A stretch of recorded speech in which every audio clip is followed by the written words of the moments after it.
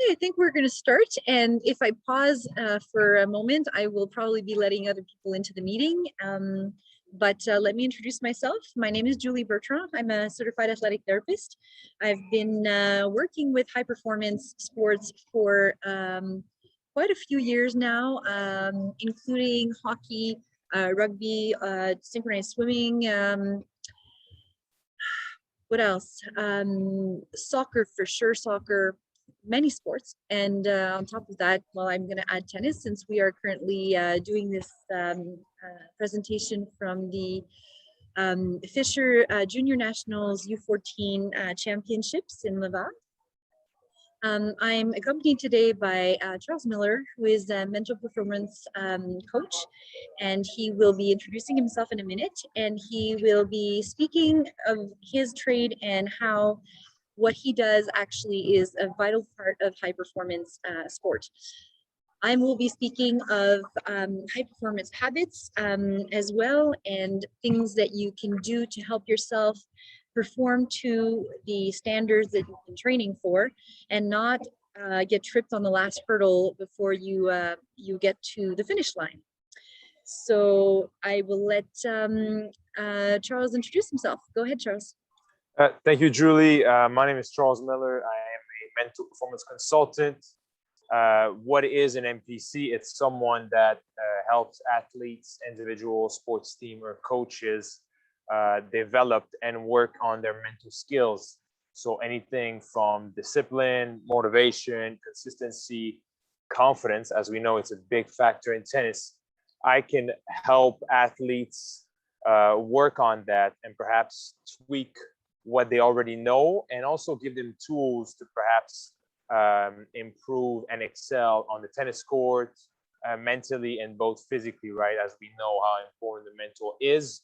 Just to give you a quick background about myself, I was a basketball player for 17 years.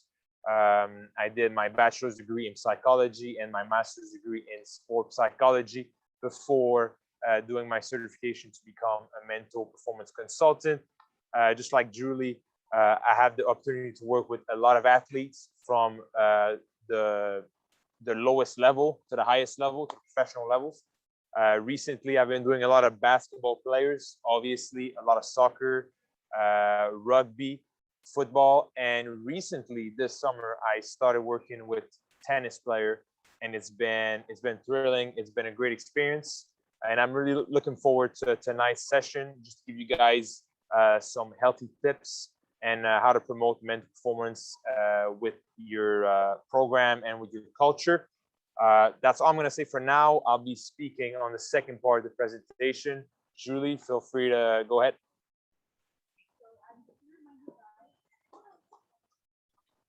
I'm just going to remind you guys that at any time you have questions, any questions, you can write them down in the box. At the end, we're going to have a question period, and you are free to wave us and unmute your microphone, and we can have a conversation about this. This would be wonderful. I would like to remind you that we are recording this session because of many of the athletes and parents of athletes that wanted to participate are still stuck on court. That means that they're doing well, but at the same time, they're missing this. So we promise to send the link so that everybody that wants, everybody that would like to have the link can have it sent to them via email. So let me start by apologizing for perhaps the spotty Wi-Fi. We may stop ourselves and then keep going after. This is the best that we can do, but we are gonna still keep going forward with this. The first part of my conversation with you guys is regarding training and training volume and training intensity. When we want very, very hard something, we tend to try very, very hard. And there are certain times to be pushing at maximum, and there are certain times to be lifting the foot from the gas pedal because performance could be hindered by exerting ourselves too much off court. So this means that, and most of you are accompanied by multiple professionals, whether it be more than one tennis coach for different training times during the week, a fitness coach, mental preparator, nutritionist, physiotherapist, athletic therapist, massage therapist. There's a lot of people that work with elite athletes. And if you are going to be aiming to be an elite athlete, you want to surround yourself with the appropriate people that can help you.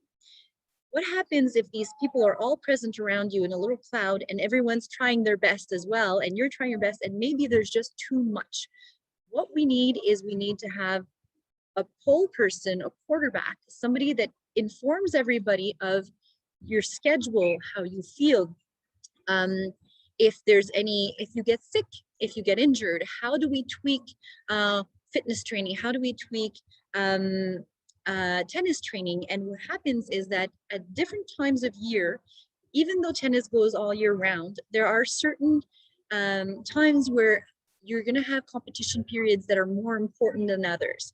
Yes, they're all important. Let's not get me wrong on that. They're all very important. And you need to be seated and whatnot. But what happens is that you want to get to that peak performance at the time where you want it to be.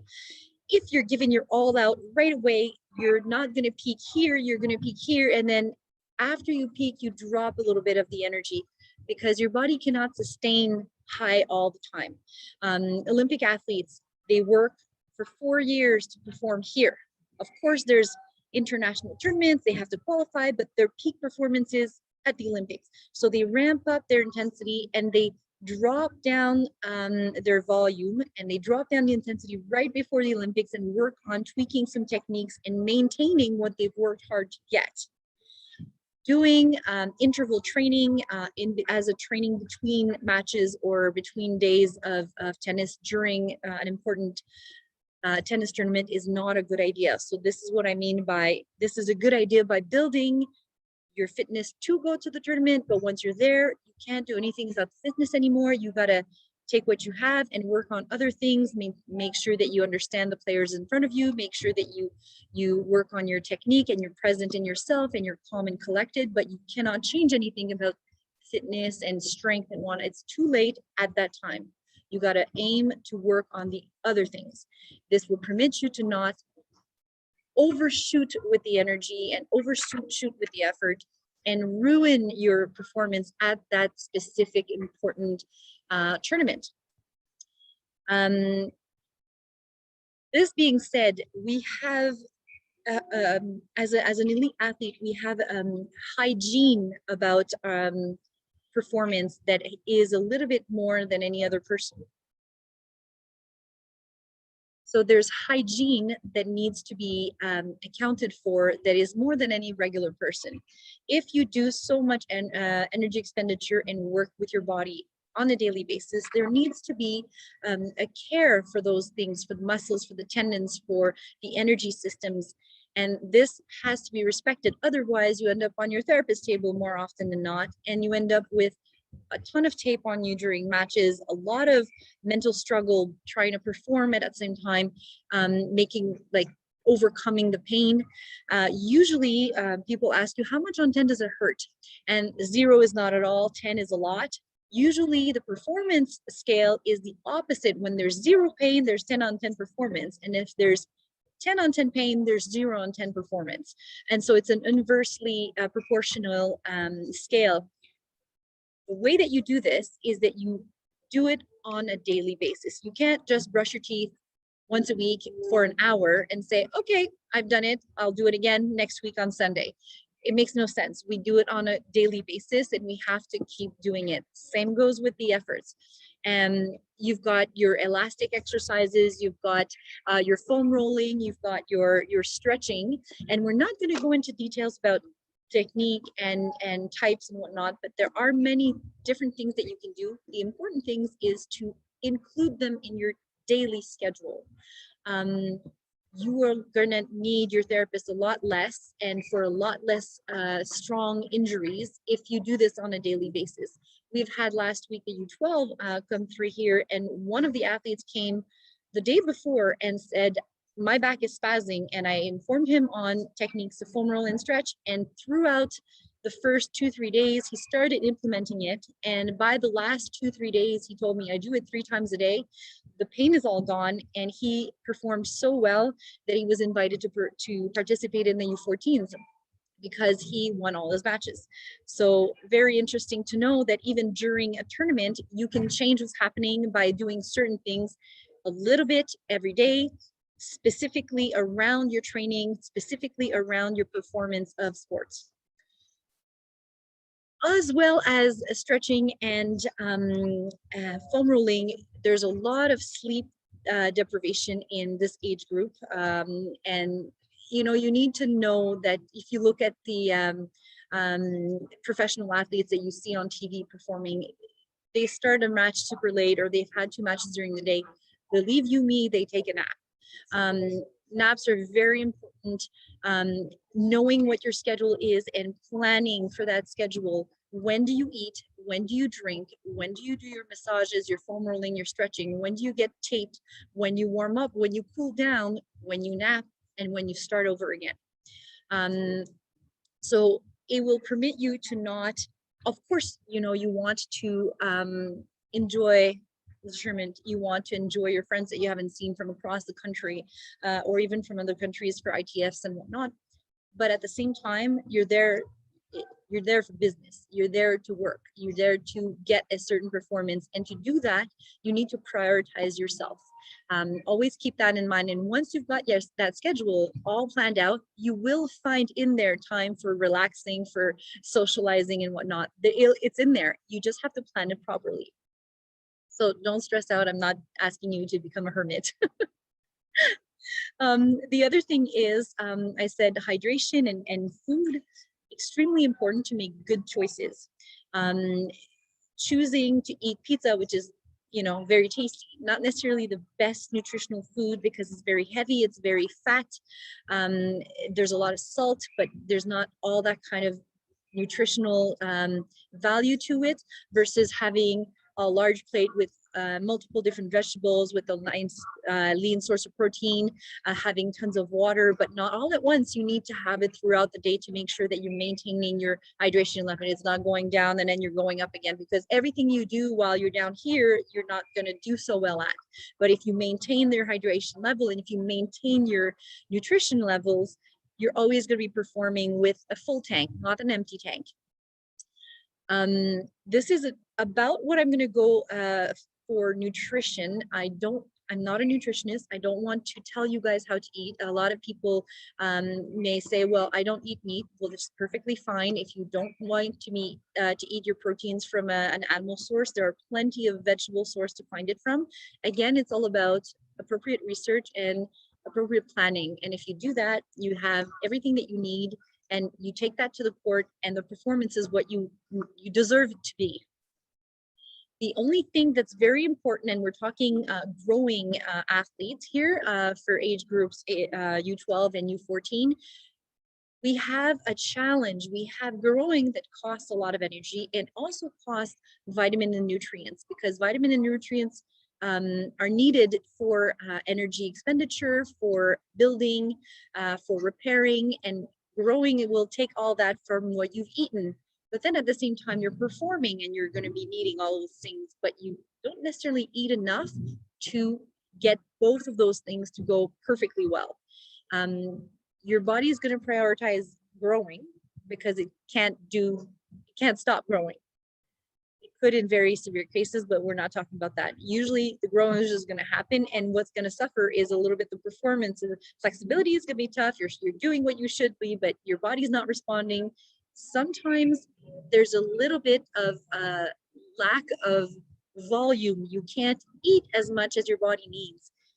In this case, and I also informing you that I'm not a doctor and I'm not a pharmacist, so please go and check with them and validate this with them.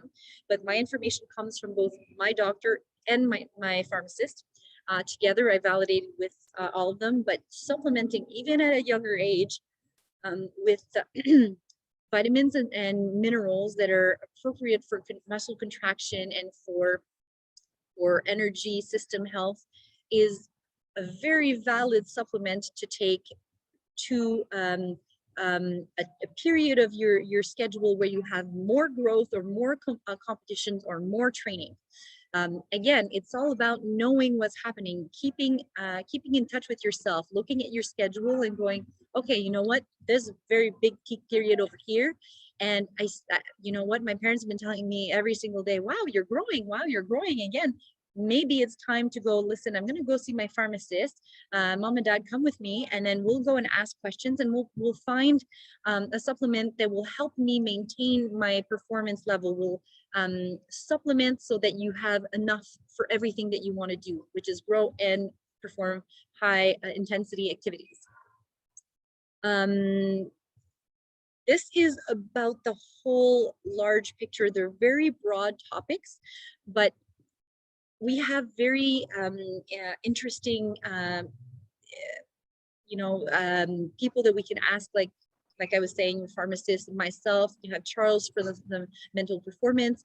You have your pharmacist, which is always, there's always a pharmacist at the desk. You can call them, you can ask them a question. If you trust yours and you're not at home, call yours.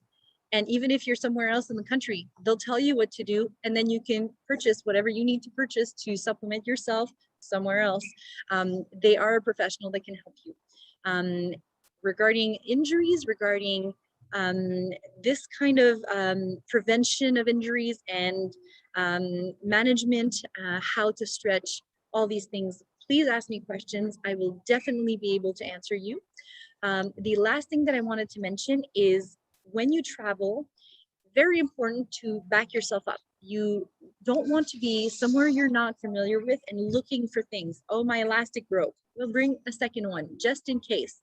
They often break, especially when it's wet, and then, or if it's you're hooking it onto chainmail fences, and there's little metal things, and boom, there's a hole and it breaks, and then you can't do your shoulder exercises, your whatever exercises, and it plays on your preparation, and it plays with your mental preparedness for the competition ahead, but it also handicaps your body's preparation for whatever performance. K-tape. K-tape is something that you can apply to yourself, that is easily applied by a parent or a friend if you explain them how to do it. And it's hard to find good quality K-tape. The pharmacy does not have great quality K-tape. It comes off very easily. It doesn't stick when you're sweating. I have this amazing quality K-tape. If you're interested, you can ask me what it is. I'll let you know privately. I'm not here to promote anything specific, but having your own roll and putting it in a Ziploc bag. If it rains or if it gets dusty, clay quartz or whatever, you need it to be in a Ziploc bag so that it's ready to be used when you're gonna need it. You keep it in your tennis bag because it needs to be on court when you call a medical professional to come and help you out. If it ever happens, you need to be ready. I would bring 2 rolls because I'm that kind of person. The last thing is grabbing one of these small foam rollers, very tiny, very light, empty. You can put a strap in it and attach it to the outside of your tennis bag. It doesn't even have to be in it. And if you have this with you, you take it to the hotel, you take it to the courts, you prepare with it. This will be your best friend. You need to give it a name. It'll be your best friend. It's like traveling with a massage therapist, but you don't have to pay it. You pay it once, it's very cheap, and it follows you everywhere. It'll last forever. So having what you need with you will enable you to be independent, to not stress about things, so you keep your mental energy for when it's needed. I'm finished. I will pass the microphone to Charles and look at all your questions and prepare myself for that period. Go ahead. Thank you, Julie. If there's one thing I think you guys need to take away from everything that Julie said is, attention to details. You guys are at a level where every single detail is so much important. I'm going to talk about that in a little bit about my segment, but thank you, Julie, for such information, such rich information that we take for granted. So you've heard it before, I'm sure. Now you've heard it again. It's time to apply it. So on to the mental side now. As you guys know, I'm a mental performance consultant. That's what I do. The mental side is so essential. Me and Julie had the opportunity to talk about tennis quite often for the past few months. And if there's one thing we've noticed is that once you reach that level, 14, 15, 16 years old, every single opponent you're going to play against are all good, elite, and advanced. Okay, everyone is about on the same level physically, technically, tactically, and that's where that mental aspect really takes over. Recently, we had a great example with Layla and Emma at the US Open final. Two girls, 18, 19 years old, such a young age, had to overcome opponents that were more experienced, that had better, probably better physical shape, technique, all this type of stuff. So that mental aspect really took over. So briefly, that's what I want to do tonight. I want to explain what is mental performance, because it's something that it's still a bit blurry sometimes. Okay, the vision is still not clear. I want to explain what my vision is, and also give you guys a few tips to start using it and start perhaps promoting it with your club, with your tennis program, or whatsoever. So first off, my vision of mental performance, I like to divide it into three categories. The first one represents every psychological components that might affect, impact your game positively. We're putting away all the physical stuff, all the technical and tactical stuff. We're putting that to the side. We're strictly focusing on the psychological side of it. Focus, mindfulness, your pre-game meditation, all the way to your after-game self-assessment, all these little things that you're doing to help yourself perform at a higher level are considered mental performance. That's the first aspect.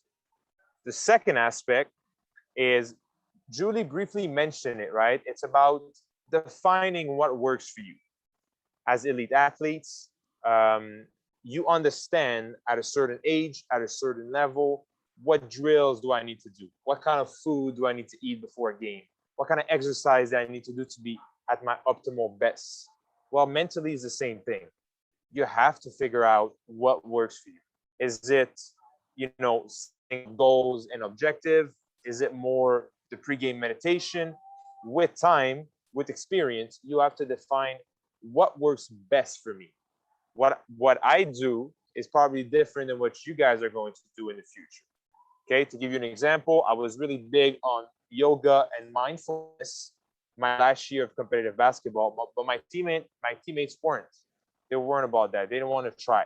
So truly, the second aspect is about defining what works for you. There's going to be a trial and error phase where you're going to have to experiment. But once you know what works, that's really where you're taking that extra step. The third part of my definition is about applying it, using these specific elements, understanding the value, seeing the value of mental performance, and taking it seriously. That's where I like to draw the line with good and great athletes. The good athletes, kind of like Julie said, the example with brushing your teeth, right? If you brush your teeth for 1 hour, like she said, on Sunday, and you're not good for the week. It doesn't work like that. Mental performance is the same. It's not, oh, I'm gonna do this one time at the tournament and then I'll be done with it. No, it's got to be on a daily routine. Okay, we'll talk about that in a little bit. But good to great athletes understand that they need to take it seriously. They need to apply it. It's something that is going to take time. It's going to take time, but you must do it, right? So these are the three segments, the three part of my own definition about mental performance. That's what I like to explain to you guys. So let's move on to a few tips and ways to promote mental performance. As I said, it's still a blurry segment of sports. So moving forward, I think it's important for you guys, especially if you're around that 13, 12-year-old age, it's important for you to understand the benefits of it. If I ask you the benefits of good nutrition, good sleep, and strength conditioning, you're going to give me 24 benefits in a matter of a few seconds. Performance, this is what we're trying to achieve. We want you guys to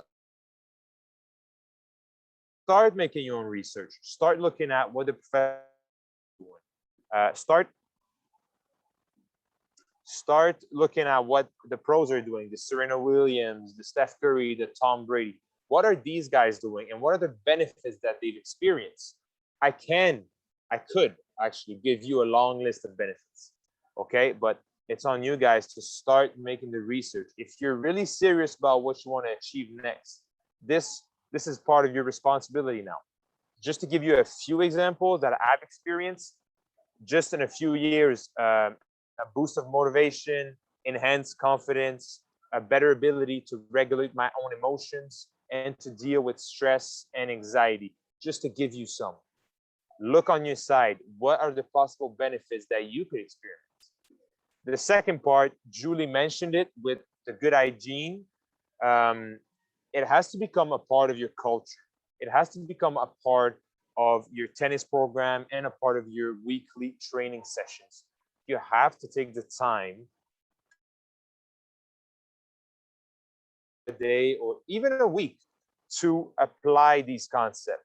Start putting some things down. Parents, coaches, this is where your role is really important, because you have to be the adult, letting your kids, letting your players know that they need to think forward. They need to ask themselves the tough questions. This, which leads to my next point about self-awareness, which is truly the foundation of mental performance. Self-awareness represents understanding what my thoughts, actions, dialogue, and actions, what kind of impact they're going to have on my body, on my performance, on my mindset. This is what self-awareness is all about. So athletes, you got to start asking yourself the tough question. Am I improving today? Am I getting closer to my goal? Am I on the right track? Am I doing everything that I can to reach the next level? Where do I currently belong? And perhaps the toughest one, how can I identify my strengths and weaknesses? This is a challenge. This is uncomfortable, but this is essential for your next step. All right. At the end of the day, mental performance is about building an individual who's mentally capable of facing what's currently going on and what's going to happen in the future. The adversity, the injuries, the recruiting process, the difficult discussion with a coach, with a tennis program, and possibly at the next level, at the professional level. Okay, it's not all rainbows. There's tough conversation and uncomfortable moments. But if this is truly what you're about, this is your next step. Mental performance is here to stay. It's a big part of the big pie of sports and life. My question is, are you ready to take this step? I'll finish on this. Life is 10% of what happens and 90% how we react to it. So, how are you going to react to what's next? Julie, it's on you. That was really amazing, and I was nodding away, and I'm smiling, and I'm just thinking about myself back when I was an athlete. And one of our first conversation, Charles, was, you know, how it had helped me when I had met accidentally people who had helped me with my mental performance, and the amount of negative self-talk I was doing was toxic. And the most important sentence that was ever told to me in that respect was, you would never let anyone speak to you like that. Why do you speak to yourself like that? And I was like, no, not at all. And I left that person's office and I started giving myself like a whole lot of grief, like she said, and I'm, oh, she's right. And it was like that aha moment, and it changed so many things for me. And it was the beginning. It was when, it's not when I opened the door, is when I saw the door. And then I saw the door and I said, oh, I should walk through this door, because this was a very impactful moment right now. And it was, and from there, so many other people, I went and searched for the appropriate help from the appropriate people, from the appropriate books. I started opening my mind to these things, and it changed everything for me. And I just wish it on everyone, not only for their performance, but everything that I was learning towards my sport. I turned around one day and I said, that really is applicable for everything in life, because our life is in our is performing sports. Sport is in our life. if we better our sport, we're bettering ourselves for everything. Anyways, very, very valuable. And like Charles was saying, the same as physical rehabilitation, what works for one shoulder tendinopathy or one muscle strain or for one person in their rehab is not the same as the other person. And my process when I was an athlete and I was preparing for a game was absolutely different from my friend next to me. And at first I didn't understand. I thought she wasn't trying, but then I realized, no, she's doing her own preparation and I'm doing my own preparation. We're doing it both perfectly well. So when we come together on the field, we perform at our best next to each other together, but we didn't get there the same way, but doesn't matter. Anyways, so thank you so much, Charles. That was super amazing. And I'm going to take a moment to tell you that in the box for the chat box, we've both put our information there because we're welcoming anybody who would like to have private conversations with us about certain things that you don't necessarily want to ask a group of people and you don't want to have to ask us to answer in a Zoom that's being recorded. It's absolutely okay. We will definitely get back to you and answer your questions personally as well. I'm going to start with the first question that I saw. I just saw another one pop up.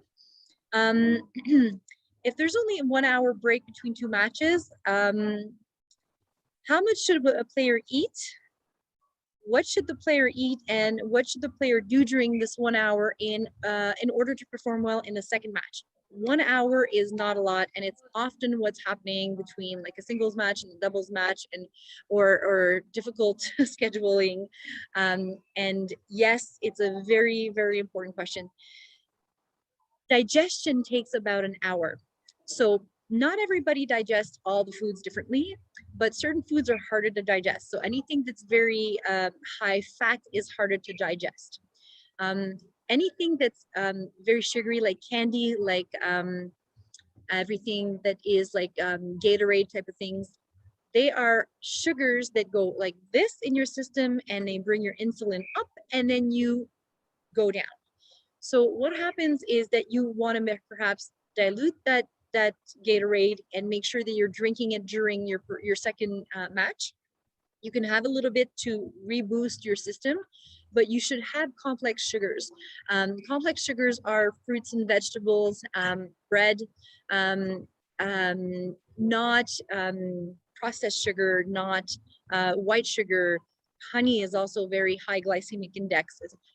Sure, it may be mixed into your nutrition bar, for example. You may have like nuts and whatnot. Perfect. There is some fats in there, but we're not talking potato chips here.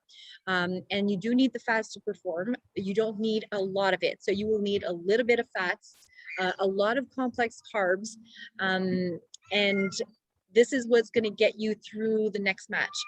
You're not going to be able to eat a large meal. You can't go have a spaghetti plate because you'll feel very heavy and you'll feel very slowed down. I'm giving examples, but there's very many different things that you may notice yourself. Oh, I ate my dinner tonight and I feel very like sleepy after. Again, pasta has a high glycemic index. It's good to have the night before. You're going to build up your stores for the next day, but that day in that hour, not a good idea. You need to plan. So there's changeovers, there's little breaks. You need to plan snacks in your bag. You need to have that Gatorade.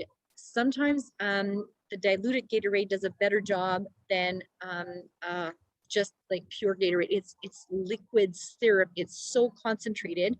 Sometimes it can give you actual intestinal cramps or stomach cramps. So if you dilute it, you can chug it because you're thirsty. You have that higher concentration of water in there because you diluted it with water.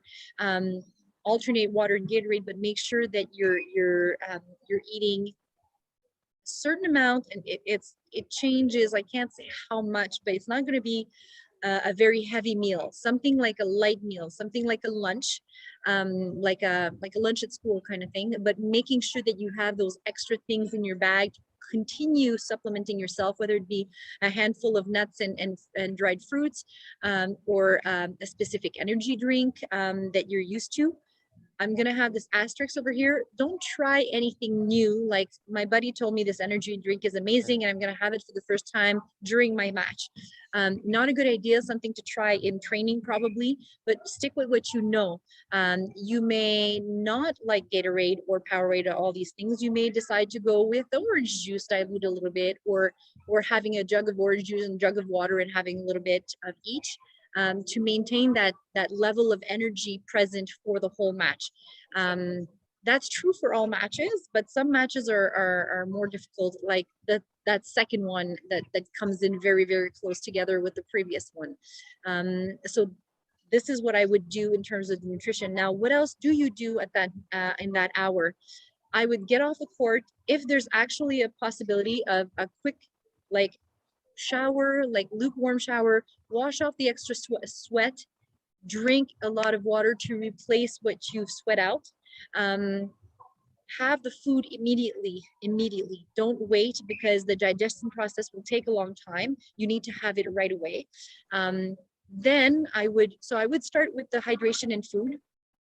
I would have a quick shower, and then I would stretch, foam roll a little bit, rest, warm up, mental visualization while you're doing your stretching and your foam rolling, doing your warm up, doing anything that you have pre-match. You've got that little time period that's going to be short, but if you plan it, if you know you've got that 1 hour, you say, okay, this is how I'm going to do it. Digestion, I can't do it now, I got to do it here.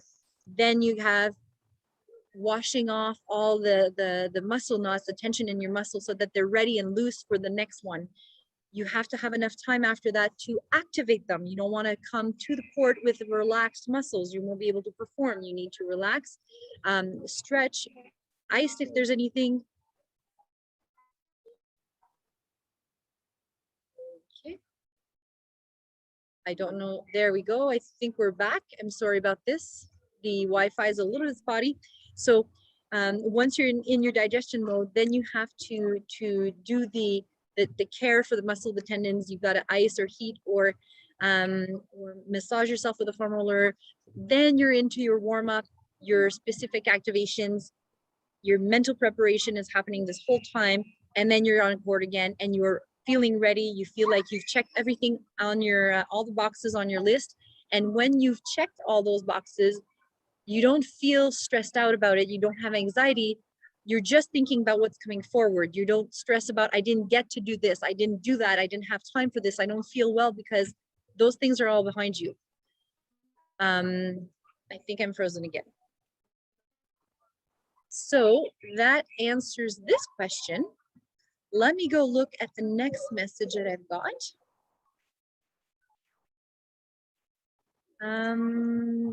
No, we don't have any other questions right now. Somebody asked me about stretching today, and I'm just going to bring it up quickly. A lot of people are telling me, like, I'm not sure anymore. I heard so many things. Is stretching good? Is stretching bad? Stretching is very, very good. You cannot put a lot of tension in your muscles constantly without taking some out, because your muscle is going to shorten. We need to also have loose and flexible muscle fibers to have fluid, interstitial fluid, we call it. So that's the hydration of your muscles. It doesn't all go in arteries and veins. There's fluid all around our bodies, in between muscles, inside muscles, everywhere. And we need to flush out lactic acid and broken muscle fibers. And we need to, with this fluid, bring more nutrients, those vitamins,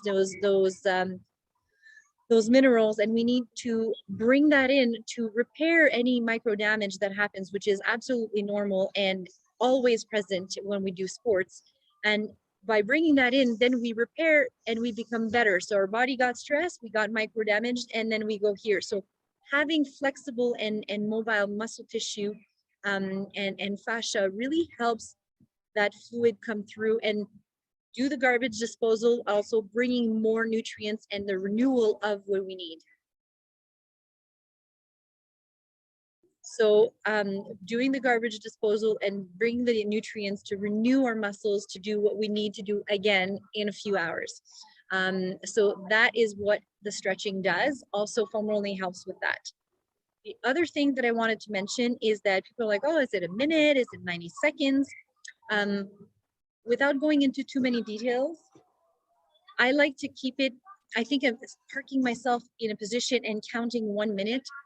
I feel a bit useless, and I don't feel that I'm getting anything done. So what I started doing for myself, and I found I was getting more out of my stretching, was holding the position. And I tell people there's the scale of pain, 0 to 10. 0 is no pain at all.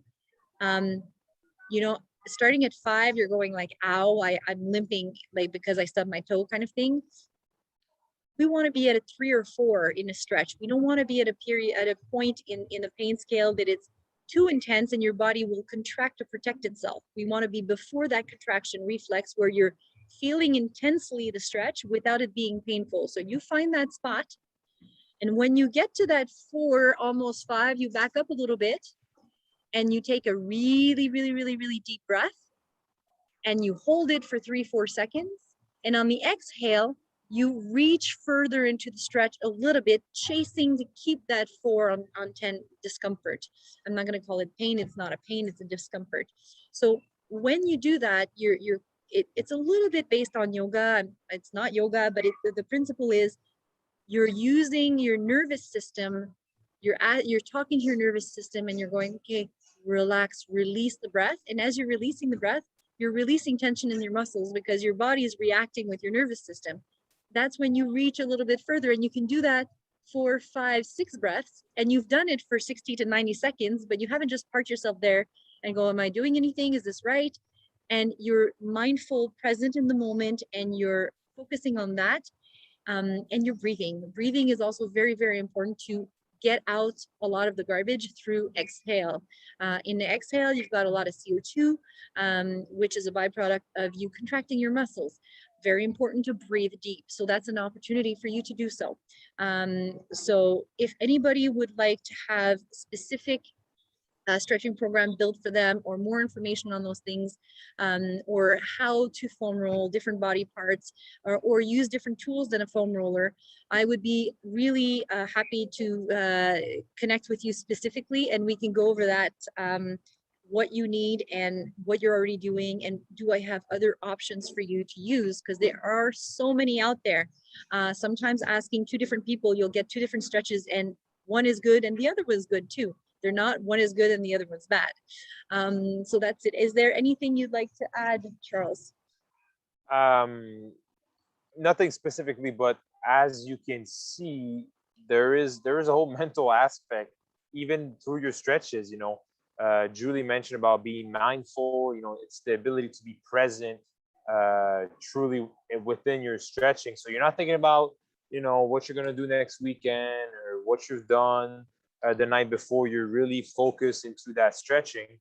That was a great example, but also just to come back to the previous question, within that 1 hour, Julie did a great job explaining what you should be doing physically, with your body, your nutrition. I would say mentally, you want to be in a great and positive headspace. So I would practice, like she said, mental vision, visualization. So predicting the next match and staying in a very positive mindset.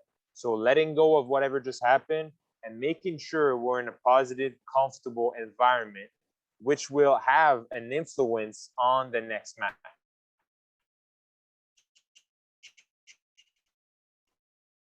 Okay, we don't want to into a match thinking negatively.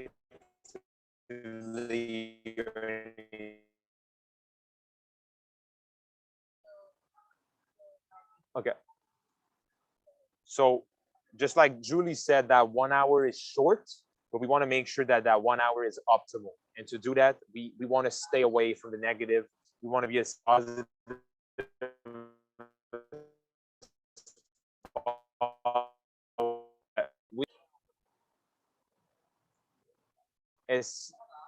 It's not about forgetting about the previous match. Okay, we can discuss about it. We can reflect on it later on. It's simply about shifting our focus to what's up next. I'm not going to go into more detail. Just like Julie said, if you want to reach out, if you want to work on your mental skills, feel free to reach out. My information is all in the chat box. I will be more than happy to discuss with any of you guys further. Julie, what do you think? I think we've gone over everything, and I think we're done for tonight. And I just wanted to say thank you very much, Charles, and also thank you very much for everybody that's present on this Zoom. We are super happy to have you and glad for the questions that we've had. Like we said, if anybody wanted to talk about something specific, not on the Zoom, we are welcoming any questions. Please reach out to us. We're going to call it a night. And I would like to say to everyone, good luck for the rest of the competition. And thank you again for being here.